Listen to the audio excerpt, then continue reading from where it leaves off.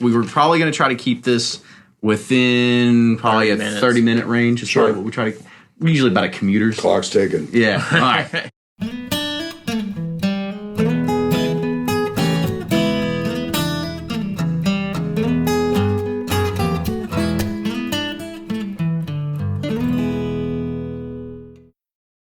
Always find what you love at Total Wine & More. With so many great bottles to choose from at the lowest price, it's easy to find your favorite Cabernet or a new single-barrel bourbon to try with some help from one of their friendly guides. And with every bottle comes the confidence of knowing you just found something amazing.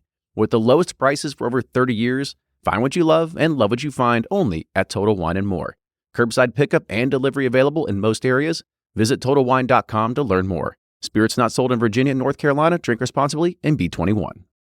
Ed Bly and Rising Tide Spirits are back again with a new release of Old Stubborn Bourbon. And this release of Old Stubborn is a premium hand marriage of 10, 11, and 12-year cask strength, barely filtered pot still bourbon. It comes in at a staggering 123.8 proof. And the flavoring grain for this one, which the last one was wheated, but this time it's now rye. Rich, sweet, and bold with a long finish that's sure to be another eye-opener.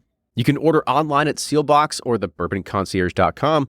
And you can even purchase in person at Revival Vintage Spirits, and even now with very few select stores in Kentucky.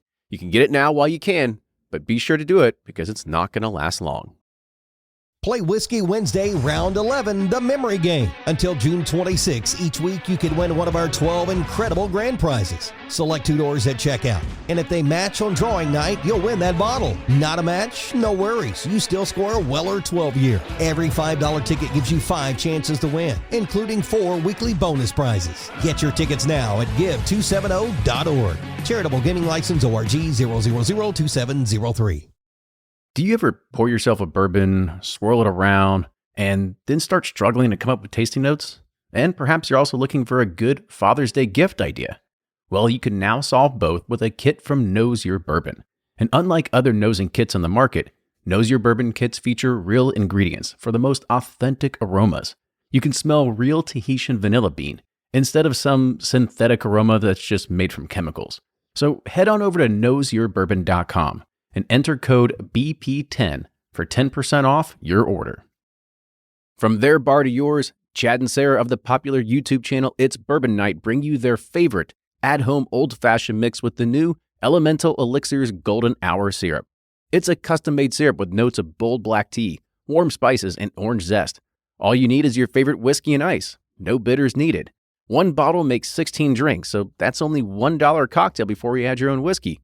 They can also be enjoyed in other cocktails or spirits, mocktails, coffee, tea, and anything you can think of. It's crafted locally in Lexington, Kentucky, and you can get your bottle now at whiskeyambitions.com.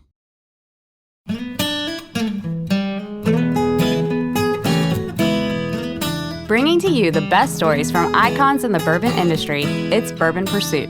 Now here are your hosts, Ryan and Kenny.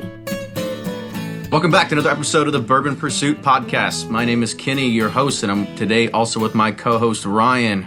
How you doing today, man? Doing well. Just made the trip to Lawrenceburg. Really excited about this episode. Al and I have been talking. My grandfather worked here for Seagrams and Four Roses, so really cool to catch up. Get the history behind. My grandfather Earl is a maintenance man, and it's been cool to listen to those stories, so I appreciate that. But really excited about this episode. So yeah, we are today sitting here with Al Young. For anybody that doesn't know Al Young, first shame on you, because everybody should know Al. Al is the brand ambassador for Four Roses. He's also the local historian. He doesn't know just all about Four Roses history. He knows a lot of history about just a lot of bourbons in general. Maybe not everything about the history, but he's got that Four Roses part down pat, right? Let's say we got that. And so you've been around in bourbon for a long time. So I guess kind of give us your story, how you got into bourbon, way before Four Roses. Let's talk about your history and your past and what led you to the point that you are right now.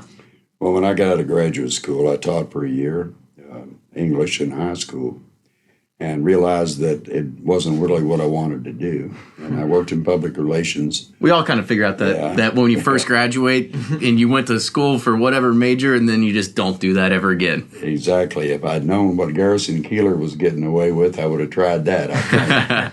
But basically, I met a really lovely woman that I've been married to for almost 48 years now.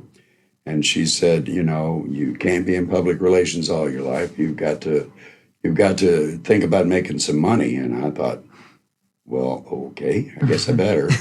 So It helps. It one buys of my things. friends in Louisville said, why don't you go out to Seagram's? They're hiring. And I thought, boy, that's work. I don't know if I can get away with that or not. So long story short, I went in as a management trainee in 1967 and thought I was only going to get a couple of years experience. And it stuck. And of course, it didn't hurt that I married that pretty woman. And we had 3 children almost out of the bat. 2 came quick and 1 waited 10 years to join us. But the whole point was I went in with the likes of Ova Haney and Ed Foote and some of these other folks that are legends in their own right now. And Jim Rutledge was there as well. He said he gave me my first tour, and he very well might have. He was at Seagram's in December, and I came in June. To say he was in December of 66, and I came in June of 67. So I learned a little bit about everything throughout the company, and that was where the quality ethics started to stick. And then in about 1982, to round out my experience, they sent me to Four Roses, which at that time was called Old Prentice, out here in Lawrenceburg. And when I came out here, Charlie Beam was the plant manager for this particular plant. And I learned a lot of things from Charlie and a lot more from the people that worked for me. And then I just kept staying on, and every time Seagram's closed down plants, I was lucky to be able to stay here, except when they closed the Louisville plant, and that was in '83. And I spent 7 years at the Lawrenceburg, Indiana plant before coming back here as a distillery manager. So I stayed here, and then they kept offering payouts, and they kept getting rid of people. And for some reason, Jim, myself, and several others, we never got our number called. We all had to stay here. I hope it was because we sort of had the work ethic and we knew what we were doing.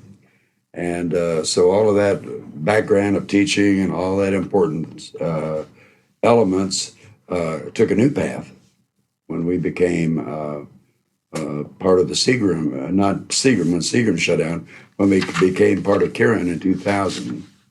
And I was still the distillery manager. And in about 2006, I decided that I wanted to retire. You're still here. You realize that, right? I know. Okay. I know. So I went in and told Terry Dino, who was the president of the company at that time, that I wanted to retire. And he says, no. Not a chance. We'd like for you to be our brand ambassador.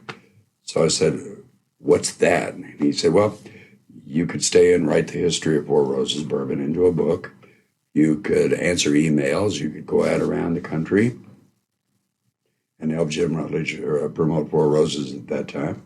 Then you can do charity tastings. And so I said, well, I better go home and think about this. The best jobs are the ones that don't really have the title yet, and they're just going to throw you at the wolves, and right? They're really trying to fabricate some kind of a job description. Yeah. So I went home and talked to my wife, and she looked me straight in the eye, and she said, are you ready to retire yet? And I thought, no, I don't think so. So I said, no. And she said, well, you want to continue on as brand ambassador? Go ahead. So I have. And in addition to a lot of frequent flyer miles, a lot of tastings, and a lot of good interaction with people, it's been quite a ride for almost 8 years now. It sounds like it. Yeah. So I guess talk a little bit more about some of those things that you do as the brand ambassador. So I guess a day is a really hard thing to kind of say. Let's give a 2-week span, right? Because you're talking about you're doing a lot of flying, a lot of dinners, a lot of charity tastings. So I guess what are some of the highlights that you can kind of say of that position? Well, I think that a brand ambassador is sort of like the old medieval, going back to the English phrases, the old herald that used to keep track of everybody and everything, and after the battle was over, they'd go out and they'd see who was alive and who was dead and keep track of them. And so I think it would probably be better to do maybe the last few months rather than a couple of weeks.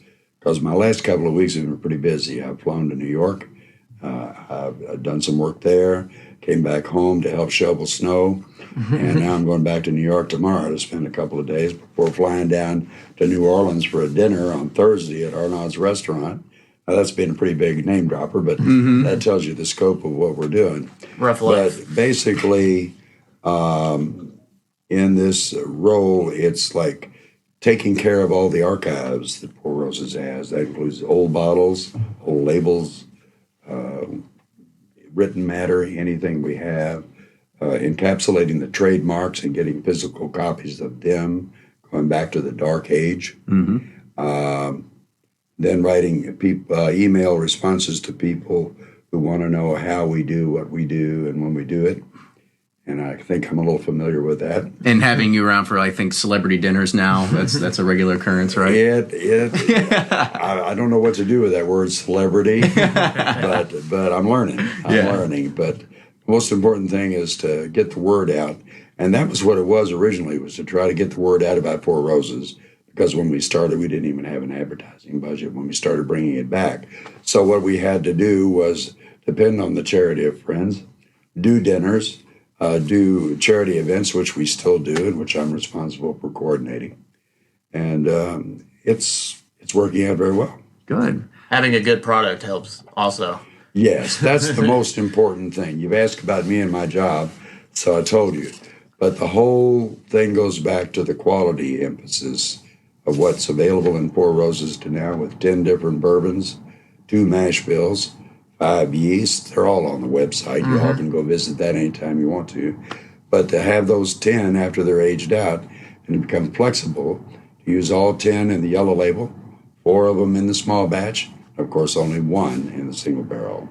Now most distilleries, like, they won't give out their mash bills. They're kind of secretive, or like their yeast. But on your website, I noticed you kind of give out everything and all the information, which is kind of cool because you understand, like, what you're getting.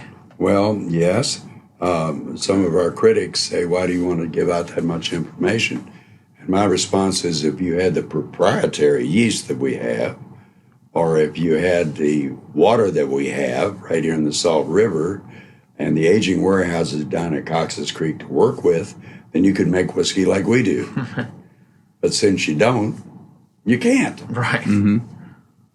So I guess, going back to a little bit of your history, is there something that led you into the bourbon industry? Was it just like, I need a job, I need money, and then as the bourbon boom is what kind of kept you around really a lot in these past few years? Yes, it has, in a way. I tell you, here in Anderson County, where I finally bounced to after going to Indiana and being in the Louisville plant and so forth, it's an area that's rich in history.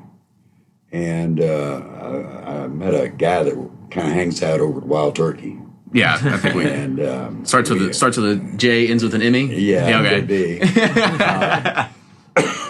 And also a fellow by the name of Ernie Rippey. When I first came out here, he's deceased now, but Ernie Rippey was the runner of the Lawrenceburg transfer lines, and his family had owned where Wild Turkey is now. And Ova Haney, who had a profound sense of history, told me when I came out here, he said, if you like history, if Ernie Rippey ever comes by, you need to kind of go with him. I said, I have a job here, I've got to run. He said, I don't care. You need to go with him if it's a little while, an hour or so. We'll watch things for you. And he said, just go with him. So what I did was I went around in Anderson County, and he showed me the old foundations of old distilleries. He talked to me about some of the families that lived here and the things that they had done. And the history began to take over. In another way, Ernie's niece, Olivia, you all know Olivia? She used to work at Wild Turkey. She's a big person on history. Olivia called me one day and she said, Ernie's going to be speaking over at the library, and I wonder if you could come by. So I went over there, and he got up with folded notes and everything, and he said, I wanted to write some things before I die. After you get to be a certain age, you kind of think that's start inevitable. worrying about that one It's foot in the kind of grave inevitable. scenario. Yeah, what are you going to do when you die? So he said, I wrote some things down here, and you can thank Al Young for this because, well, if he hadn't got my interest renewed again, a lot of it would have been left. So he gave his speech, and we recorded everything, and I thought, this is what I want to do. I want to make sure that the stories get told. In fact, Bill Samuels and I were coming back from the Bourbon Compromise here a couple of weeks ago, and we had a really good visit together because we'd known a lot of the same people in Louisville and coming up, on the Brownsboro Road area and everything. And finally, as we were bringing it to a close, I just looked at him and I said, Bill, who's going to be left to tell the stories? We need to make sure that all of these are caught. And we got a lot of them in the KET film called The Bourbon Tales. Mm-hmm. And that was something I was really proud to be a part of because we got a chance to interview some of the bourbon icons in the industry and ask them those questions that, they ordinarily wouldn't be confronted with and see what they come up with. It was good. Yeah, that was a great program. I thought it was really neat because you had everybody in one room. It seemed like all the master distillers and everyone in one room kind of, just going around answering each question. It was pretty cool. What other industry do you know where everybody can be mostly honest? Mostly Right, honest, exactly. and you got to think When it's they're together in a room Yeah. with a camera and a microphone. and you're basically with your competitors, right? That's right. And That's right. everybody has, and that's one thing that we've always noticed when we're interviewing people. This industry is unlike any other, with the hospitality, with the kindness and words, and saying pretty much everybody's grown up as good friends. Everybody struggled through the same struggles in the the late '80s and all that kind of stuff, right? So everybody's kind of lived through that. Parker Beam was in the film, and he made a really good comment, and I think it typifies all of us. He said, we all make pretty good products. I'm paraphrasing him, so I might not have the words exactly right. But he said, we all think we make good products. But I've always thought mine was just a little bit better. That's funny. That's good.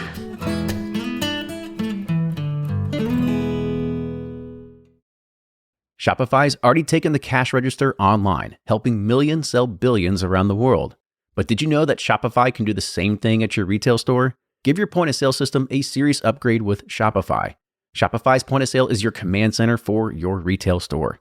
From accepting payments to managing inventory, Shopify has everything you need to sell in person.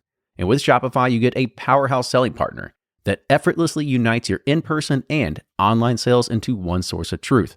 Track every sale across your business in one place and know exactly what's in stock. Connect with customers in-line and online. Shopify helps you drive store traffic with plug-and-play tools built for marketing campaigns, from TikTok to Instagram and beyond. And get hardware that fits your business.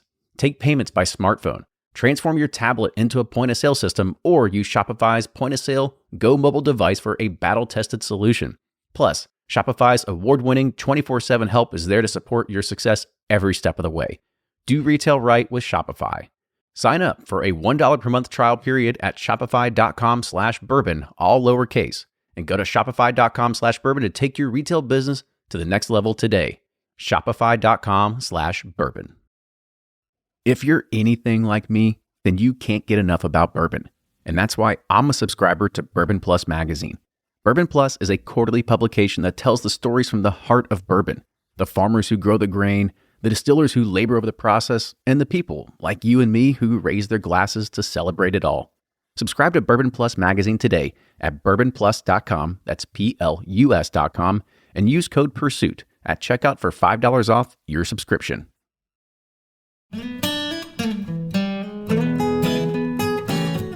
So let's talk about your book and the history. Now, as some people don't know, I guess the great thing about bourbon is that we love to taste it. We love the variations between all the distilleries, and even if you're not a huge bourbon drinker, you can always still appreciate the history that has gone into everything in the industry, whether it's different mash bills, whether it's the different family lineages, whether it's brands that have been bought and sold, and now there's different distilleries and all this And other all kind the of characters that kind of been exactly. involved throughout It's an the outstanding history, and so we'll talk about the piece of work that you worked on. And for anybody that doesn't know, it's called Four Roses: The Return of a Whiskey Legend. It was released in 2010. Is that correct? And actually, I looked at it on Amazon today. If you actually try to go to Amazon and find it, you can actually get it still and at a very, very good price, because there's actually a bunch of used copies out there now that people can kind of get. But I would say if you want it, definitely get it for your man cave. It's a great piece to kind of just sit there and look over, especially when you got friends over, and you can kind of get a deeper appreciation for it. Or woman cave, right? Let's not leave that out. But I guess talk to me a little bit about the process of making the book. Like when you were going through it, I guess what were some of the challenges you saw? Because I've looked through it. I actually have a copy at home. And you have a lot of scanned documents and old advertisements and all this sort of thing. So I guess it must have just been years of archival and then figuring out, well, let's try to create a story around it, right? Well, you have to flesh out a story, and you have to figure out what's important and what's not. So basically what I did was I went to the lady that ran the gift shop, who's now in charge of the gift shops at Cox's Creek as well as here. And I said to her, if you get anybody that says they were a member of the Jones family that was responsible for trademarking the brand, let me know. So one afternoon I was getting ready to leave, and I was already out in front in the car, and she came running out the door, and she said, I've got somebody in here that's a member of the Jones family. So I went in, and you got a couple questions you can ask, but you're kind of secret now, that kind of find out. And he answered the questions right, and he said, would you like to see some diary work that my relatives did about Four Roses? You're like jackpot. Would you like to see the Confederate papers for Warner Jones, Colonel Warner Jones? And I didn't even hesitate. I said, well, yeah. And so what developed there was a lifelong friendship with this fellow, who is a pediatrician in Louisville. And it just kept going from there to other places until I had a pretty good working knowledge of the Jones family and their involvement in Four Roses bourbon.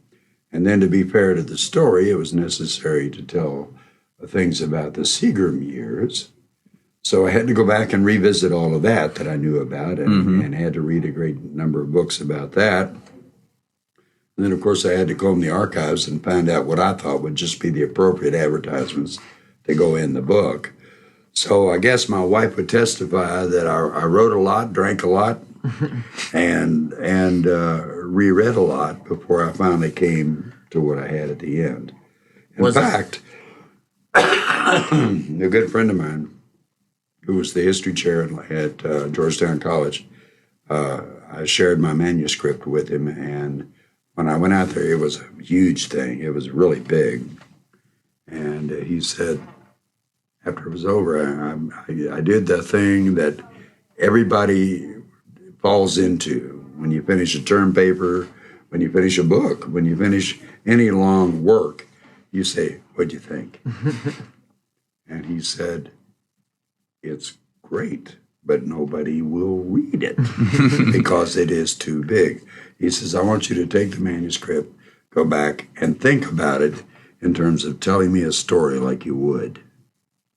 So when I did, it all began to kind of pull together, and that's what the final That's what you have now. Yes. So let's talk a little bit about some of the history that's in the book. So, I've read the book before, so I kind of want to give some of our listeners a reason to go and buy it. So let's give them some teasers. So let's talk a little bit about, who was Paul Jones Jr., and I guess where did the brand name of Four Roses, that mystic and romantic name of it, really begin? Well, everybody has a legend about their brand. It just goes without saying, unless you're naming it after a specific person that can be documented. Everybody's got to have a little Gitas to go with it. So basically, the Four Roses legend came about, we think, through Paul Jones Jr. It's probably fine-tuned by Irvin S. Cobb in the 1930s to make it more palatable.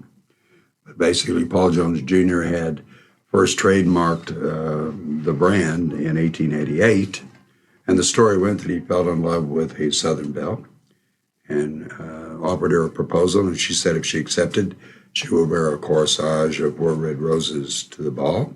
And so we think she did, and we think he named his whiskey after that event. So that legend is what we say, and that's what we're sticking with. Now, there are offshoots of that about the Victorian language of flowers and the fact that Four Roses is a pretty heartfelt expression of love and devotion. Whether that was part of that or not remains to be seen. I'm sure that Paul Jones knew about it. After Prohibition, and by the way, we did get sold during Prohibition for medicinal purposes only, of course. We became one of the best known names in bourbon in the United States.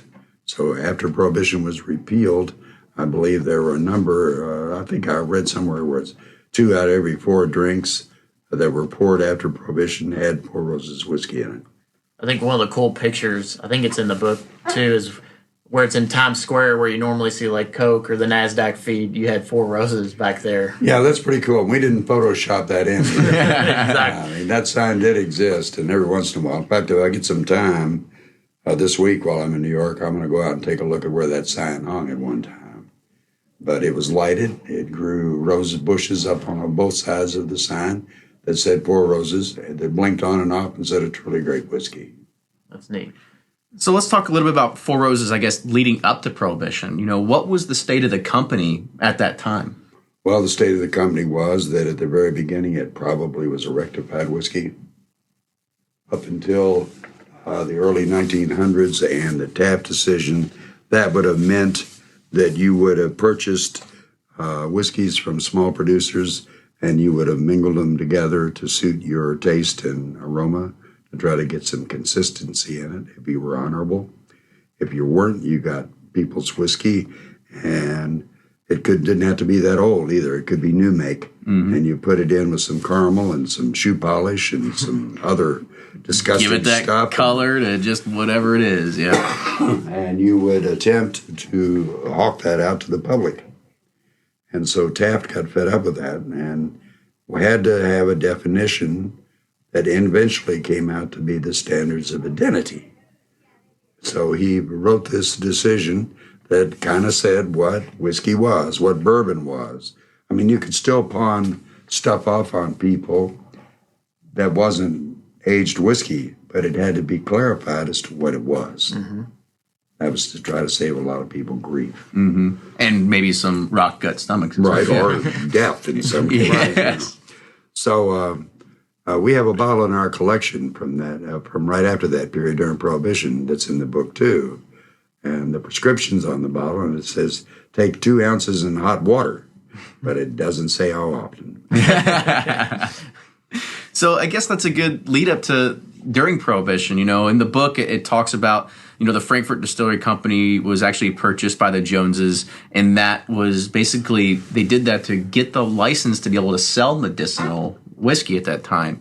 Now, do you see that as pretty much the saving grace of Four Roses at the time? Because a lot of companies just basically just washed up and were gone because of Prohibition. Yes, I do. And one of the other sides of that is, you know, if they hadn't done that, there's a chance that if they had any aged whiskey in their possession at all, they would have to sell it to the consolidation warehouses for usually pennies on the dollar. And they didn't want to do that. They wanted to keep living in the manner to which they had grown accustomed. So they didn't mind buying Frankfurt to get that license to sell the brand name Four Roses during Prohibition. So I guess before then, the Frankfurt Distilling Company and Four Roses, I mean, they were 2 separate entities, 2 separate, or I guess whiskeys really at the time, right? So that was really the marriage of the two. And then so at what point was the Frankfurt Distillery Company kind of started to, I guess, move away from the picture, and Four Roses really emerged as I don't want to say superior product, but it emerged as the product of choice between that merger. Probably would have been after Prohibition when the Paul Jones Company moved to Louisville and made their a business off of Dixie Highway, 18th Street, and built a distillery out there to make their own. Gotcha. So I guess then we'll talk about maybe into the more later years. So the transition from the Joneses to Seagrams. So that was in the mid 70s, early 70s. Is that kind of Well, actually, it was a long time before that. 1941. 40s? Okay. 1941, Lawrence Laval Jones, who was the nephew of Paul Jones Jr., died. And nobody in the Jones family wanted to continue the Frankfurt distilleries under their care and supervision. So they sold it to Seagrams. And Seagrams got about 20 million gallons of aged whiskey in the warehouses that they could use for their blends. Seagrams at that time was run by Sam Brotman. And Sam Brotman needed that aged whiskey to support his blends. So he thought the war was going to go on forever. Of course, it ended quickly in 1945. Not too quick for a lot of dead soldiers, unfortunately. But 1945, so he was stuck with all this bourbon and began to make plans to change Four Roses to a blend of whiskeys or a spirits blend, and then eventually ended up with still more bourbon left over and decided to go to export market with it.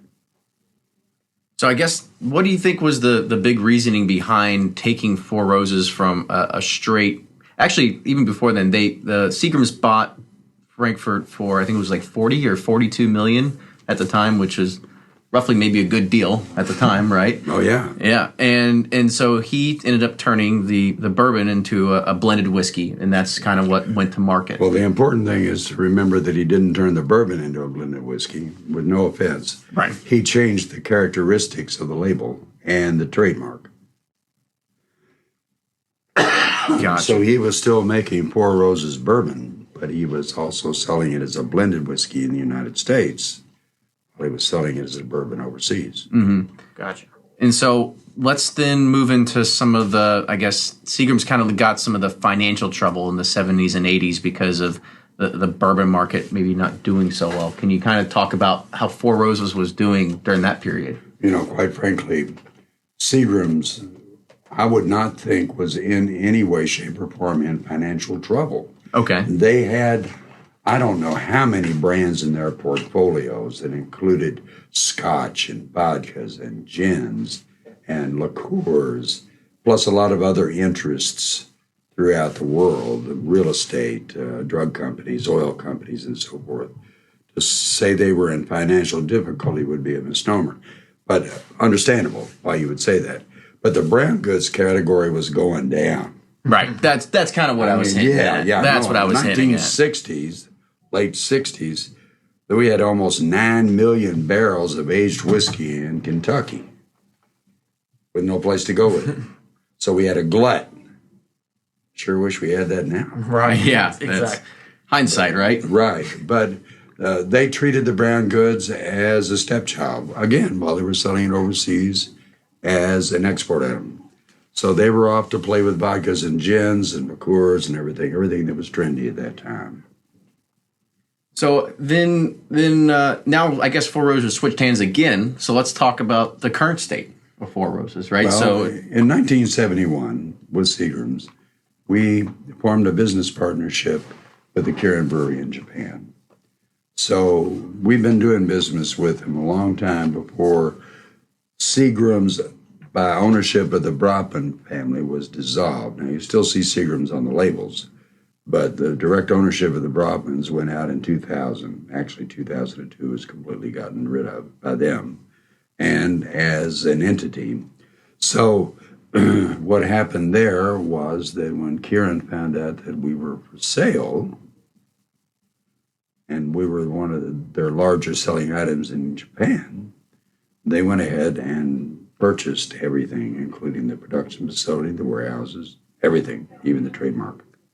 So they wanted to keep that going overseas, in addition to trying to bring it back to a state of presence that it was in the late 1930s, early 40s in the United States.